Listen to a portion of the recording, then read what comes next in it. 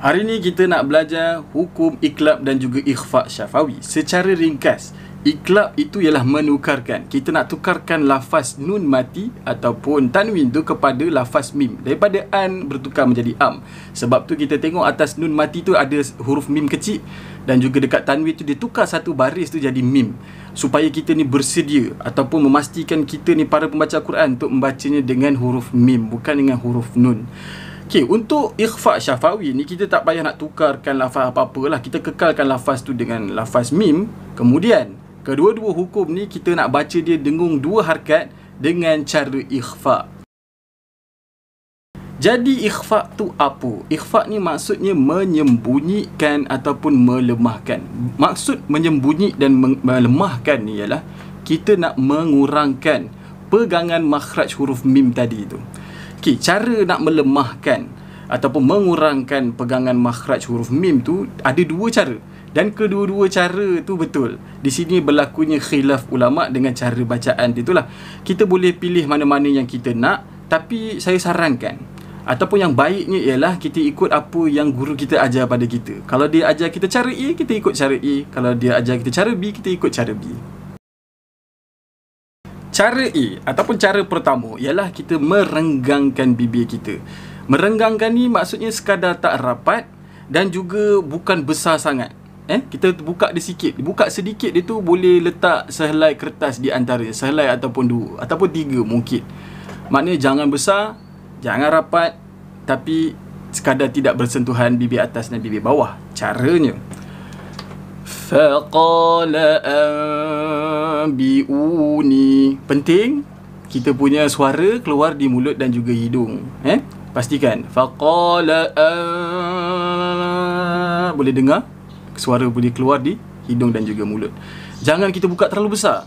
Faqala anbi, faqala faqala anbi'uni. Okey, cara B pula, kita nak rapatkan bibir. Tapi rapat bibir kat sini kita kena pastikan dia bukan kita keraskan bibir kita ataupun kita menekan-nekan bibir kita ataupun kita macam kemam sangat. Sekadar bersentuhan bibir atas dengan bibir bawah. Kalamhim bil basar. Kalamhim bil basar. Jangan kalamhim. Kita jangan kemamkan bibir kita. Mungkin ada yang tertanya, saya amalkan dengan cara yang mana? Okey, saya amalkan dengan cara yang B sebab itulah yang cara guru saya ajar pada saya lah, iaitu dengan merapatkan bibir.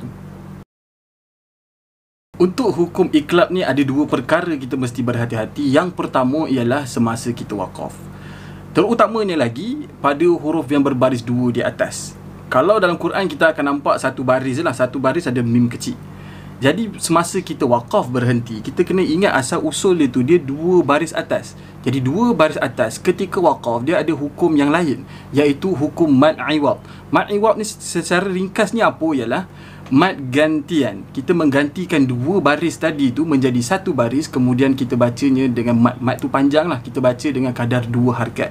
Contoh kalimah ya'rifuna kullam bisimahum tu, kalau kita wasal lah jadi kullam bi, dia ada dengung.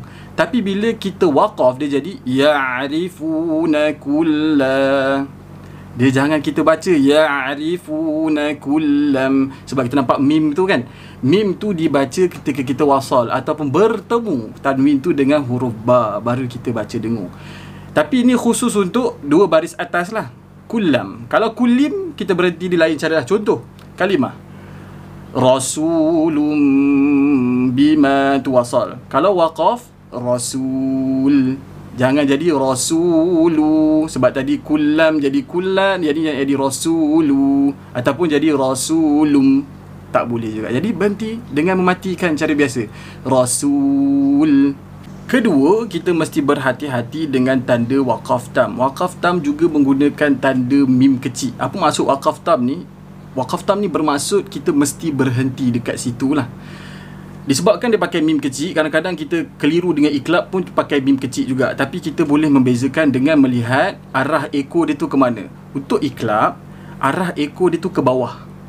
Untuk waqaf tam tadi tu, arah ekor dia ke kiri. Okey, yang kedua kita boleh bezakan dengan melihat kedudukan mim kecil ni dekat mana. Kalau dia jauh daripada penulisan ayat Quran, dia adalah waqaf tam. Kalau dia berdekatan dengan ayat-ayat Quran tadi, dia dikira sebagai iklab. Kita tengok contoh kalimah yang ada waqaf tam. Yasma'un wal mauta. Jadi kedudukan mim waqaf tam tu dia jauh sikit kan. Jangan kita pergi baca pula. Kat sini tunjuk kita mesti berhenti di situ. Contoh kalau terbaca lah, contoh kesalahan yang biasa orang buat. Yasma'una wal mauta. Dia ingat mim kecil tu kena baca iklab. Jangan. Ataupun kita berhenti tapi dibaca juga mim tu. Yasma'una. Salah. Berhenti dengan mematikan macam biasa. Yasma'un. Kedudukan dia jauh sikit daripada penulisan kalau kita tengok.